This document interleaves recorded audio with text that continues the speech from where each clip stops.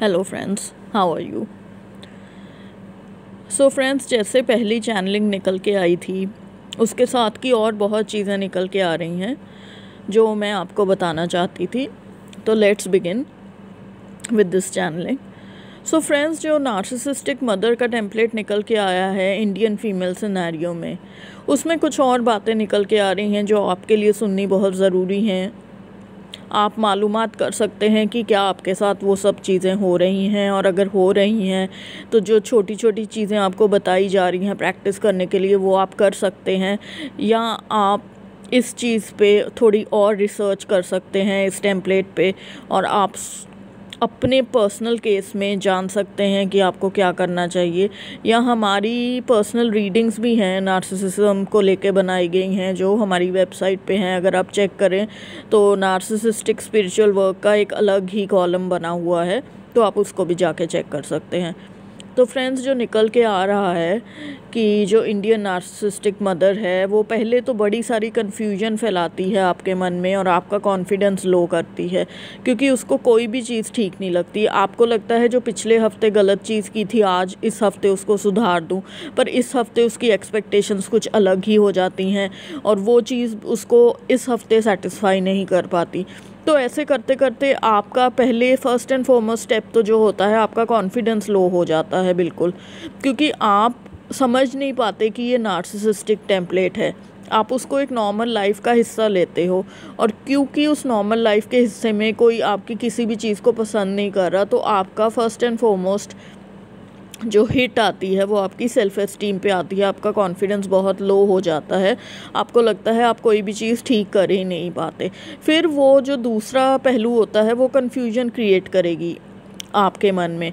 मतलब कोई चीज़ जो उसको एक महीने पहले पसंद थी वो इस महीने पसंद नहीं होगी, कोई चीज़ जो उसको नहीं पसंद थी वो पसंद आने लग जाएगी। किसी चीज़ की किसी रिश्तेदार के बारे में बात करते हुए आपको कुछ कहेगी, अगले ही हफ्ते वो अपनी ही बातों को पलट देगी। तो इससे कन्फ्यूजन भी बहुत क्रिएट होगा उसके बिहेवियर से। अब डिफरेंट चीज़ें आपकी ज़िंदगी में हो रही सकती हैं जो वो कर रही हो सकती है, सबकी लाइफ में एक तरह की चीज़ें नहीं होंगी। तो पहली चीज़ तो है कॉन्फिडेंस को आपके ब्रेक करना, दूसरी चीज़ होती है कन्फ्यूजन क्रिएट करना, तीसरी चीज़ होती है वो गॉसिप करना। वो आपके बारे में रिश्तेदारों में, आपके भाई बहनों में गॉसिप करेगी और अपनी तरफ से उसको जो ठीक लगता है वो आपके बारे में बताएगी। आपने अगर उसमें कन्फाइड किया हुआ है, कभी कोई सीक्रेट्स बताए हैं, तो ये मत समझिए कि आपके सीक्रेट्स सेफ़ रहेंगे, उसके पास वो भी नहीं रहेंगे।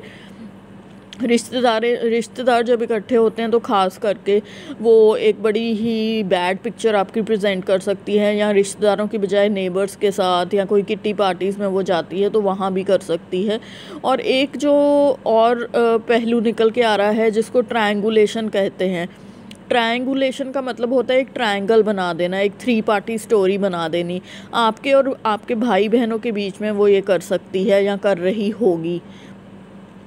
भाई बहनों को ये अलग कर देते हैं, डिवाइड एंड रूल करते हैं।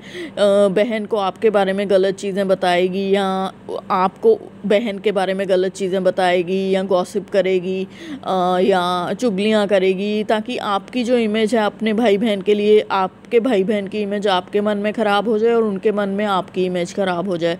तो इसको ट्रायंगुलेशन करना कहते हैं। ऐसे ही बहुत सारी मैनिपुलेशन, लाइज़ और बहुत ही नेगेटिव तरह के पैटर्न्स में वो इंडल्ज करेगी। मतलब कोई भी अपना काम निकलवाने के लिए वो मैनिपुलेट करेगी सिचुएशन को। वो आपको ऐसे भी बोल सकती है कि अगर तुम हमारी सेवा करोगे तो तुम्हें मेवा मिलेगा बाद में, और हमारी माँ भी हमें यही कहती थी कि अब तुम ही संभालो अपने बूढ़े माँ बाप को। तो इस तरह की चीज़ें करके अगर उसको आपको कहीं लेके जाना है अपने साथ तो वो आप उस टाइम ठीक हो जाएगी। अगर आपको कहीं बाज़ार जाना है तो कहेगी ये तो फिजूल खर्ची है, तेरे पास कपड़े पहले से ही रखे हुए हैं, वो ही कपड़े क्यों नहीं पहनती तू। तो आपकी हर चीज़ उसके लिए एक बहुत छोटी चीज़ है, पर उसकी अपनी चीज़ जब उसको कहीं कोई चीज़ ख़रीदनी है, कोई शॉपिंग करनी है, तो उसको वो चीज़ बहुत बड़ी लगेगी कि हाँ आज मुझे जाना है तो तू साथ चलेगी। जब आपको जाना है तो आपको 3 तरह के ताने सुनाएगी कि तू तो हमेशा मॉल में ही जाती रहती है, या तेरे पास तो ऑलरेडी कपड़े हैं, तुझे और कपड़ों की क्या ज़रूरत है, तो सेम सिचुएशन होगी, पर जब उसके ऊपर वो सिचुएशन होगी तो वो इम्पॉर्टेंट होगी, जब आपकी ऊपर वो सिचुएशन होगी तो वो बिल्कुल इम्पॉर्टेंट नहीं रहेगी और आपकी बेइज्जती भी करेगी वो। घर वालों के सामने कि इसको तो देखो फिजूल खर्ची करनी आती है, कौन सा टाइम चल रहा है, ये कोरोना का टाइम चल रहा है और ये कह रही है कि मुझे मॉल में जाके या दुकान में जाके कपड़े लेके आने हैं। ये जस्ट एक एग्ज़ाम्पल है। तो ऐसी चीज़ें, ये मैनिपुलेशन होएगी सिचुएशंस की। जो मैनिपुलेशन है उसमें ये एग्ज़ाम्पल नहीं आती। ये एग्ज़ाम्पल इस चीज़ की है कि उसकी खुद पे जब वो चीज़ आई तो वो बड़ी है, जब आप पे आई तो वो चीज़ छोटी है। तो ये डी वैल्यूइंग का एक एग्ज़ाम्पल है, डी वैल्यू करेगी आपको। जो मैनिपुलेशन की एग्ज़ाम्पल है वो है कि अपना काम निकलवाने के लिए वो आपको एक किसी धार्मिक ग्रंथ या किसी ऐसी चीज़ का, स्पिरिचुअल चीज़ का ऐलान करेगी जो आपको लगता है कि उसको लगता है कि आप पे काम करेगी वो चीज़। जैसे कि ये कहना कि बूढ़े माँ बाप की सेवा करने से तो मेवा मिलता है, और या ये कहना कि तेरे को लाइफ में और भी कोई काम तो है नहीं तो तू यही काम कर ले। बहुत सारी लड़कियां हैं जो अनमैरिड होती हैं, वो अपने माँ बाप की सेवा में अपना जीवन निकाल देती हैं। इस तरह से आपको एक बड़ी आइडियोलॉजी दिखाना, बड़ी आइडियोलॉजी का एग्जाम्पल देना कि तू हमारी गुलाम बनी रहे सारी उम्र। तो मैनिपुलेशन इसको कहते हैं। तो इस तरह से बड़ी सारी मैनिपुलेशंस हो सकती हैं। अगर उसको पैसे की ज़रूरत है तो वो कहेगी नौकरी करना तो लड़कियों के लिए अच्छा होता है, तू बाहर जाके कमाती क्यों नहीं, तू कुछ करती क्यों नहीं, तू ये क्या मतलब स्पिरिचुअल काम और रीडिंग्स और ये क्या है चलता रहता है, ये तुम्हारा नया खेल शुरू हो गया है, कुछ इस तरह की चीज़ें। और फिर जो लाइज़ आती हैं, मैंने आपको बोला मैनिपुलेशन, लाइज़ और बहुत सारी ऐसी तरह के नेगेटिव पैटर्न्स। जो लाइज़ आती हैं उसमें मतलब जो भी चीज़ आपने कभी उसने बोली होगी आपको, जैसे कि तू तो ऐसे छोटी सी है, तू मोटी सी है, या कुछ भी ऐसे बोला हो, तो वो टाइम आने पे जब आप कहोगे कि अच्छा, आपको जैसे बोलेगी कि वो ऊपर से मुझे वो बर्तन निकाल दे ना ऊपर के खाने से, और आप कहोगे कि मैं तो छोटी सी हूँ तो मैं कैसे निकालूँ, आपने बोला था ना तब कि मैं तो छोटी सी मोटी सी हूँ तो मैं कैसे शेल्फ पे चढ़ के खाने से बर्तन निकालूंगी।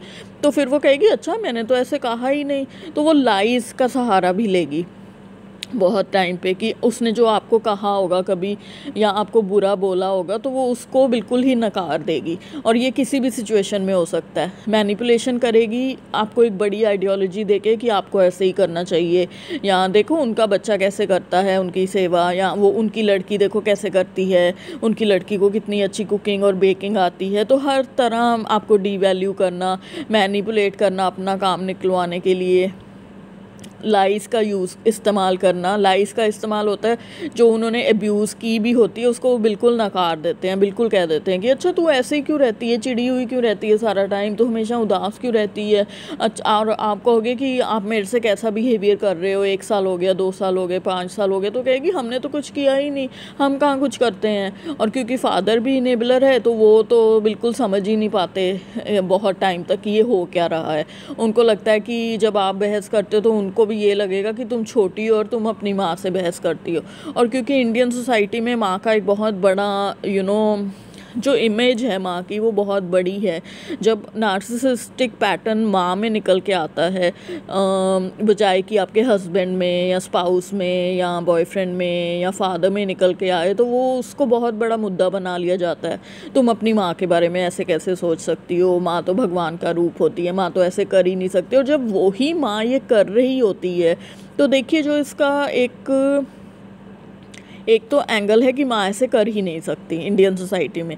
दूसरा एंगल है कि इंडियन सोसाइटी में स्पेशली माँ इतनी क्लोज़ होती है कि जब उतना क्लोज़ बंदा ही आपको हर्ट कर रहा हो तो आपको वो झटका जो है 10-100 टाइम्स ज़्यादा लगता है। अगर कोई और कर रहा होता, अगर आपका बॉयफ्रेंड या हस्बैंड या आपका फादर कर रहा होता तो आपको शायद वो झटका इतना ना लगता, क्योंकि आपकी माँ तो आपके साथ होती। इस पॉइंट में जो क्लोजेस्ट होता है किसी भी कल्चर में, अगर आप ग्लोबली भी ले लीजिए तो माँ सबसे क्लोज ही होती है।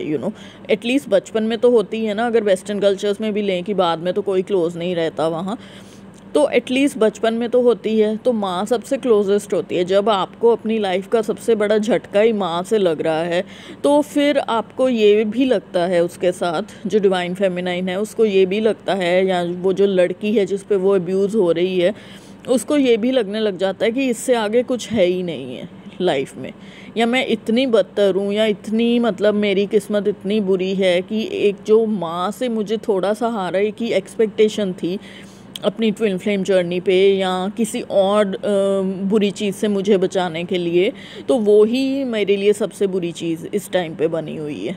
और क्योंकि आपकी माँ में नार्सिसिज्म का पैटर्न है तो वो सिबलिंग्स में भी आएगा ही आएगा, क्योंकि वो सिबलिंग्स, ये जो नार्सिसिज्म होता है ना, ये ब्लड लाइन में होता है। आप अगर लुक बैक करके देखेंगे तो कहीं ना कहीं आपकी नानी में भी वो पैटर्न रहा होगा जो आपकी मदर पे प्ले आउट हुआ या उसके और भाई बहनों पे प्ले आउट हुआ, और फिर आपकी मदर उन भाई बहनों में से नार्सिसिस्ट बनी, या आपकी और कोई मासी और मामी और मामा वगैरह भी हो सकते हैं जो नार्सिसिस्ट हों, और आपने अभी तक उनको मतलब अभी तक वो कवर के अंडर भी हो सकते हैं। एक ओवर्ट नार्सिसिस्ट होते हैं, एक कोवर्ट होते हैं। ओवर्ट होते हैं तो खुलेआम आपको समझ आ जाएगा उनका नार्सिसिज्म धीरे धीरे। देखिए जो ओवर्ट नार्सिसिज्म होता है ना, वो भी ऐसे नहीं है कि चुटकी बजाते ही आपको समझ आ जाएगा। एब्यूज़, ये जो इनकी एब्यूज़ होती है ये धीरे धीरे धीरे समझ आती है। और जो कोवर्ट होते हैं उनकी, वो तो ढके हुए होते हैं, वो बहुत सालों तक ढके हुए रह सकते हैं। तो और ये ब्लड लाइन का पैटर्न है, ये एंसेस्ट्री का पैटर्न है। आपकी नानी, परनानी, अगर आपके फादर में नार्सिसिज्म है तो आपकी दादी, परदादी या परदादा और दादा में भी ये पैटर्न हो सकता है, आपको पता ना हो, क्योंकि आपको उनके घर में जो चीज़ें चल रही थी उनके बचपन से लेके जवानी तक, उनका पूरा खुलासा तो आपके पास नहीं है ना। आपके पास तो इतना ही है। पर मैं आपको बता रही हूँ, you can take my word for it, जो नार्सिसिज्म होता है वो ब्लड लाइन पैटर्न है। तो ये पीछे धुरंधर सदियों से चला आ रहा है आपके घर में अगर है तो, पर आपको इसका पता नहीं है। किसी को भी पता नहीं हो सकता पूरी तरह, क्योंकि पास्ट लाइव्स और एंसेस्ट्री में जाना इतना आसान नहीं होता, यू नो। और इससे मैं रिलेटेड आपको ये भी बता दूं कि एंसेस्ट्रल और पास्ट लाइफ की रीडिंग्स भी हमारी वेबसाइट पे हैं, अगर किसी को इंटरेस्ट हो तो ये सब जो पैटर्न है निकल के आ रहे हैं मदर में। बहुत सारी ट्रायंगुलेशन, बहुत सारी मैनिपुलेशन, बहुत सारी लाइज, बहुत सारी गॉसिप, आपको मिलाइन करना। Maligning is also a part of narcissistic mother. Malign करने का वही मतलब होता है कि आपकी इमेज ख़राब कर देनी, आपका नाम ख़राब कर देना, यू नो। अगर आपकी दो सहेलियों, उनकी दो सहेलियों में वो कभी बैठती होंगी जो आपको वो पहले तो अच्छा समझती थी, अब वो उनको बताएगी कि इसने तो हमारा जीना दूभर किया हुआ है, ये लड़की जाती नहीं यहाँ से, पता नहीं इसने क्या करना है, 4 साल से यहाँ बैठी है, 5 साल से यहाँ बैठी है, या 10 साल हो गए शादी के लिए कोई पसंद ही नहीं कर रही, 15 साल हो गए, पता नहीं इसको क्या अपने करियर में बनाना है। तो कोई भी आपका, चाहे प्रोफेशनल लाइफ हो चाहे पर्सनल लाइफ हो, कहीं भी आपको सपोर्ट नहीं मिलेगी। और अब तक मैं आपको ये बार बार क्यों कह रही हूँ, अब तक ये आप रिकग्नाइज़ नहीं कर पाए हो पैटर्न। कई बहुत सारे लोग, आपको सिर्फ ये लगता है ये मेरा नॉर्मल हाउस होल्ड है, आपने वो ही देखा है बचपन से, आपको ये नहीं पता कि ये नार्सिसिस्टिक अब्यूज़ है।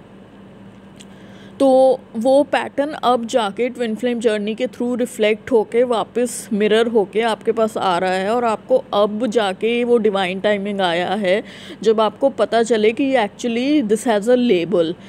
इसको नार्सिसिस्टिक अब्यूज़ कहते हैं, या ये नार्सिसिस्टिक पर्सनैलिटी डिसऑर्डर है।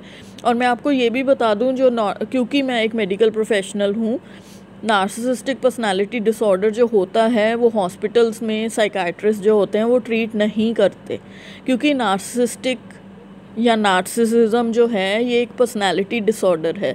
साइकाइट्री डिपार्टमेंट में भी जब आप जाते हो या किसी भी डिपार्टमेंट में चले जाओ, हॉस्पिटल में हमारे पास और बहुत डिजीज़ होते हैं ट्रीट करने के लिए। ऐसी तरह की जो चीज़ें हैं, जो मानसिक चीज़ें हैं, जो एक पूरा फुल ग्रोन डिजीज़ नहीं बनी है, उनको ट्रीट नहीं किया जाता।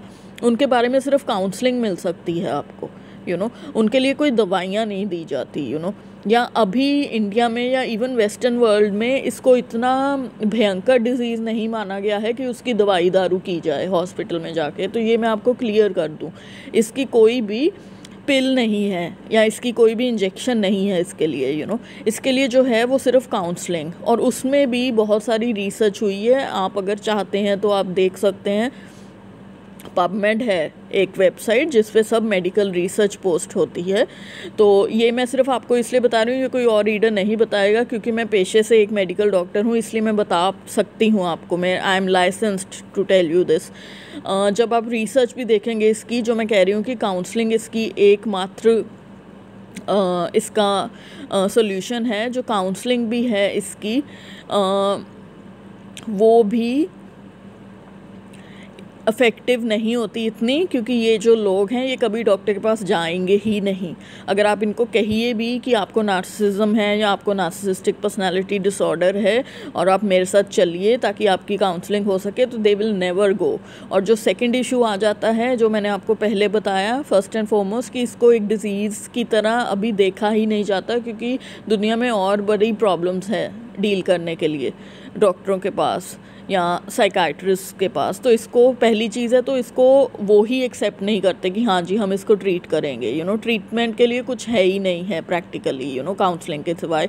और काउंसलिंग में आप तभी लेके जाओगे जब वो बंदा एग्री करता है। वो कभी एग्री ही नहीं करता कि उसको कोई प्रॉब्लम है। तो ये बहुत ही कश्मकश वाली सिचुएशन है अभी के लिए।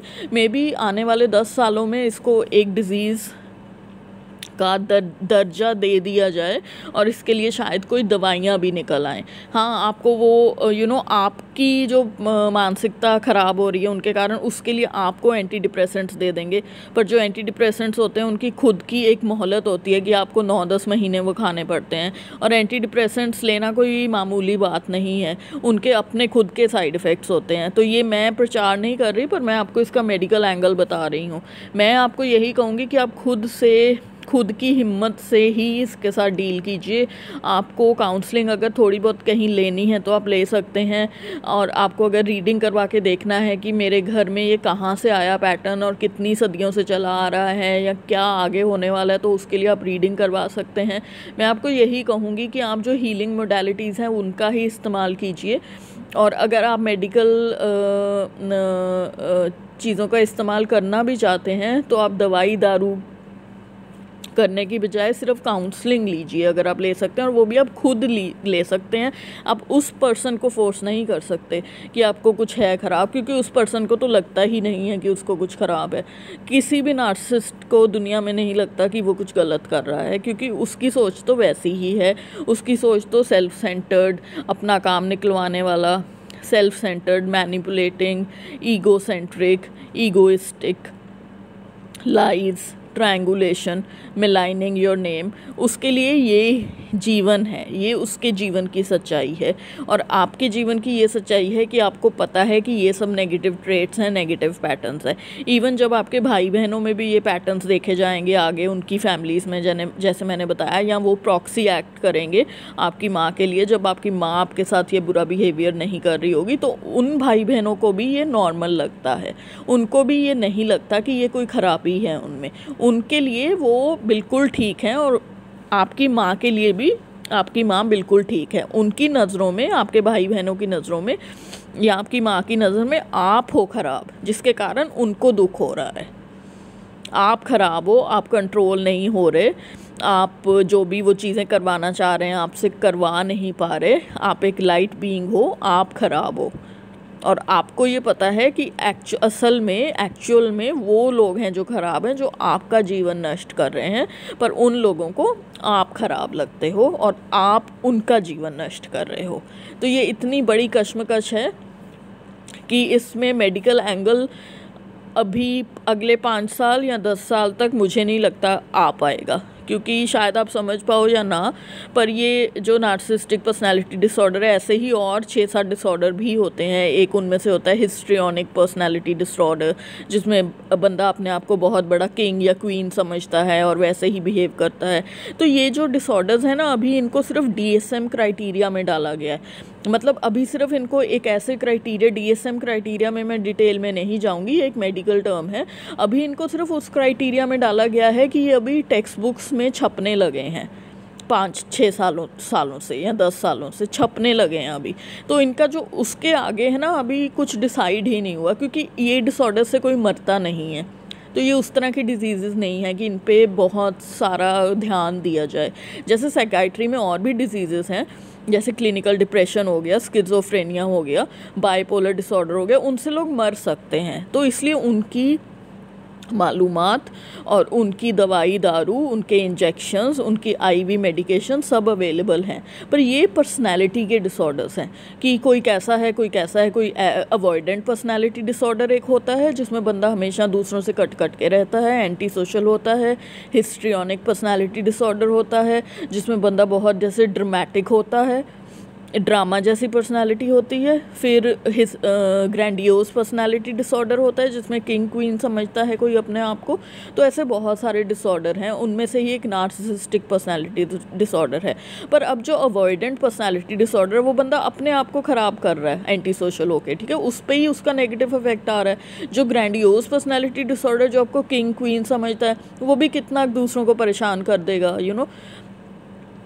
ड्रामेटिक भी ड्रामा ही करेगा ना अपनी लाइफ में कुछ बढ़ा चढ़ा के, हमें क्या कर देगा। पर जो नार्सिसिस्टिक पर्सनालिटी डिसऑर्डर है ये बहुत ही नेगेटिव पर्सनालिटी डिसऑर्डर है जो कि ट्विन फ्लेम जर्नी की और हज़ार इतनी हज़ार गम हैं ज़माने के। और फिर उनमें से जो आपका क्लोजेस्ट जिसको आप समझते थे कि शायद क्लोज होना चाहिए, क्योंकि आप औरों की माएँ भी देखते हो ना जो नॉर्मल है, जो उनको इतनी अच्छी तरह से रखती हैं, या बड़े होके वो डॉटर और मदर का बहुत अच्छा रिश्ता है, तो आप वो सब चीज़ें क्रेव करते हो पर आपको नहीं मिल पाती, क्योंकि आप हमेशा अपने तरफ से love love love love love देने की कोशिश करते हो और उस चीज़ को स्मूदन आउट करने की कोशिश करते हो, हार्मोनाइज करने की कोशिश करते हो, पर वो हार्मोनाइज होगा नहीं, वो स्मूदन आउट होगा नहीं, आपकी सारी ज़िंदगी निकल जाएगी। पहले आपकी ज़िंदगी निकल गई समझने के लिए कि ये नार्सिसिस्टिक मदर है, फिर आपकी ज़िंदगी निकल गई उस मदर से बचते बचाने में, और या अब निकल जाएगी अगले 5 साल 10 साल उससे बचने बचाने में। जो मैंने सॉल्यूशंस बताए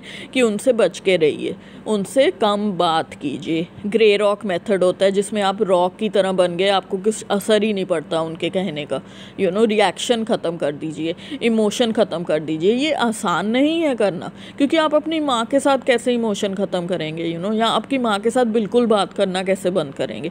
पर ये पॉसिबल है, मैं ये भी कहती हूँ मुश्किल है पर पॉसिबल है। बहुत लोगों ने किया है, बहुत लोग कर रहे हैं, क्योंकि इसके बगैर और गुजारा नहीं है।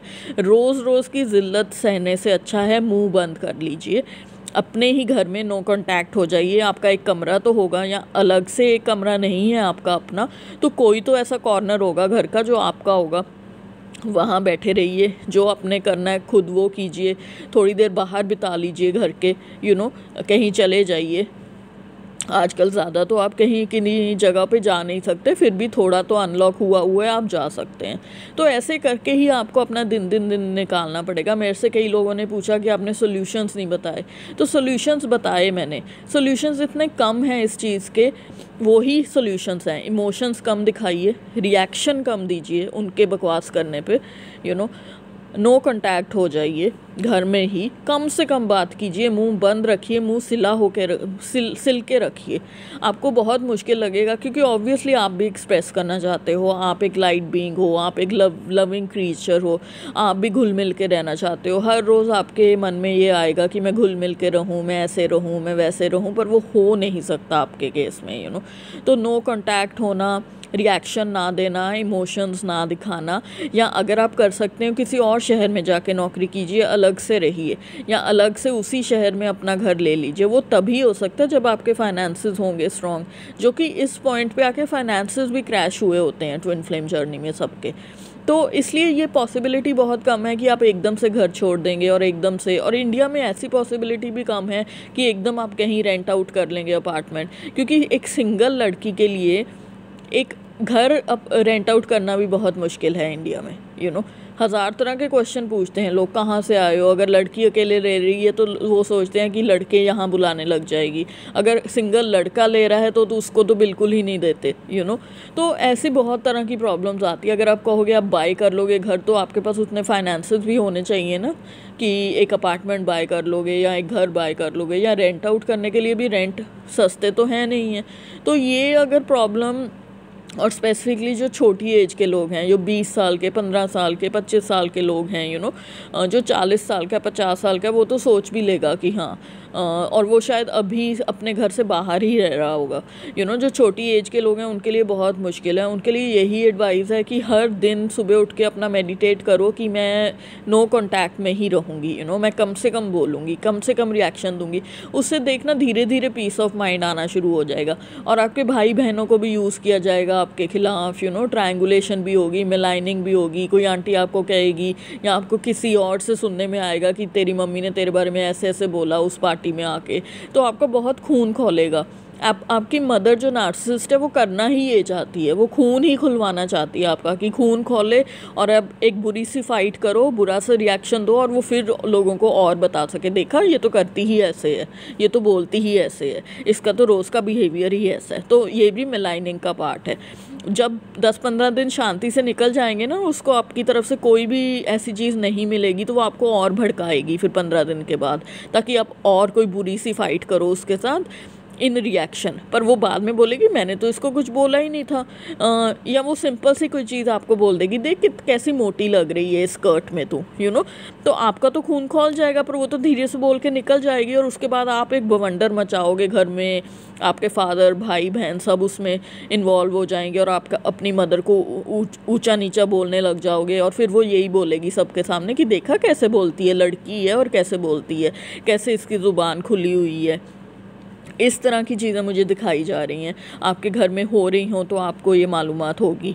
तो ये सब कुछ मुझे दिखाया जा रहा है। बेसिकली जो मुझे वर्ड्स आज दिए गए थे वो मैनिपुलेशन, लाइज, डिसीविंग, मेलाइनिंग, ये सब दिए गए थे। और ये सब जो सिनेरियोज़ मैंने आपको बोल के बताए कि आपके घर में हो सकते हैं, तो ये मुझे सब सिनेरियोज़ भी दिखाए गए। और मुझे ये भी मेरा एक मोटिव था कि जिन लोगों ने ये बोला है कि आपने ये नहीं बताया कि क्या करें, क्या सोल्यूशन है, तो इसका सोल्यूशन मैंने पहले वीडियो में भी बताया था। शायद आपको वो सोल्यूशन बहुत एक्सपैंडेड वे में चाहिए था, उसका कोई एक्सपैंडेड वे नहीं है। आज मैंने और अच्छी तरह से आपको बताया कि इनके सोल्यूशंस क्यों कम हैं और क्या सोल्यूशंस हैं। सोल्यूशंस इनके यही हैं: less emotional reaction, less talk, less contact, and if possible leaving the house to have a place of your own, which is not a big possibility right now for any of you, and for those of you जिनके पास ये है possibility वो कर सकते हैं, पर mostly ये possibility Indian scenario में नहीं है। इसलिए मैं आपको प्रैक्टिकल पॉसिबिलिटीज़ ही दूंगी, जो मैंने फर्स्ट वीडियो में भी दे दी थी। तो ध्यान से सुना कीजिए। बहुत सारी चीज़ें हम 15-15 मिनट, 20-20 मिनट बोल के नहीं समझा सकते। आपको उस वीडियो में भी बताया गया था कि ये रिएक्शंस है, फिर भी एक कोई पर्सन है जिन्होंने लिखा था कि तो ये इसकी पूरी क्लैरिटी आज मैंने आपको मेडिकल एंगल से भी दी और दूसरे एंगल से भी दी। फ्रेंड्स, आई होप आप इस सिचुएशन को संभालेंगे अपने घर में, और आप इस वीडियो को पहले वीडियो की तरह ही बहुत प्यार देंगे और अपनी सारी जो सिचुएशंस हैं वो बाहर निकाल के लाएंगे कमेंट्स में। इस वीडियो को लाइक करेंगे और आप मेरे चैनल को सब्सक्राइब करेंगे, ताकि हम एक बड़ी फैमिली बन सकें। बड़ी फैमिली बनने से बहुत लोग ये सब वीडियोस देखेंगे जिनसे उनको फ़ायदा होगा, क्योंकि ये नेगेटिव पैटर्न्स ट्विन जर्नी पे जानने बहुत ज़रूरी हैं और इनका सोल्यूशन प्रैक्टिस करना भी उतना ही ज़रूरी है।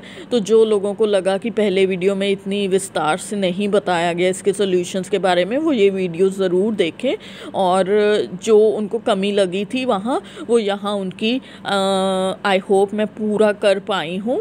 तो इस वीडियो को बहुत बहुत बहुत प्यार दीजिए, बहुत प्यार दीजिए, क्योंकि मैं आपके लिए ही ये बनाती हूँ। Thank you very much.